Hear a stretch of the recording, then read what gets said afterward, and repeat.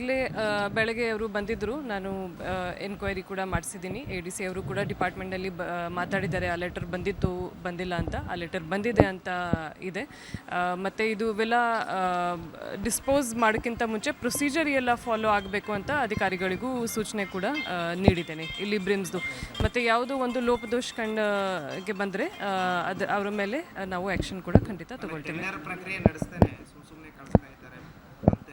ಅವರಿಗೂ ಮಿಸ್ಕಮ್ಯುನಿಕೇಶನ್ ಅಂತಾರೆ, ಗೊತ್ತಿದ್ದೂ ಯಾರಿಗೂ ಖಾಸಗಿ ಅವರಿಗೆ ಮಾರಾಟ ಮಾಡ್ತಿದ್ರು ಅಂತ. ಅದೇ ಡಿಪಾರ್ಟ್ಮೆಂಟ್ ಕಡೆಯಿಂದ ಅದೇ ನಿಮಗೆ ಹೇಳೀನಿ. ಡಿಪಾರ್ಟ್ಮೆಂಟ್ ಕಡೆ ADC ಅವರು ಇಲ್ಲಿ ಚೀಫ್ ಅಡ್ಮಿನಿಸ್ಟ್ರೇಟಿವ್ ಆಫೀಸರ್ ಕೂಡ ಇದ್ದಾರೆ. ಅವರು ಕನ್ಫರ್ಮ್ ಮಾಡಿದ್ದಾರೆ. ಡಿಪಾರ್ಟ್ಮೆಂಟಿಂದ ಒಂದು ಲೆಟರ್ ಕೂಡ ಇದೆ.